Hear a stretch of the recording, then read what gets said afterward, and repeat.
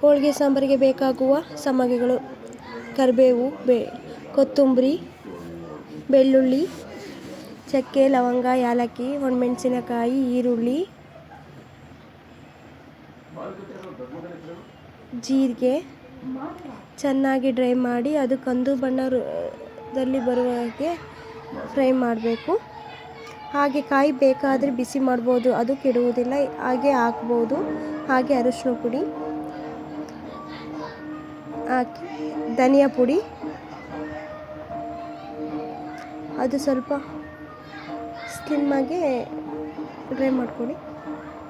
ಅದನ್ನೆಲ್ಲ ಮಿಕ್ಸಿಗೆ ಹಾಕಿ ಬೇಕಾಗುವ ಹುಣಸೆಹಣ್ಣು, ಒಗ್ಗರಣೆಗೆ ಬೇಕಾಗುವಂತಹ ಎಣ್ಣೆ, ಸಾಸಿವೆ,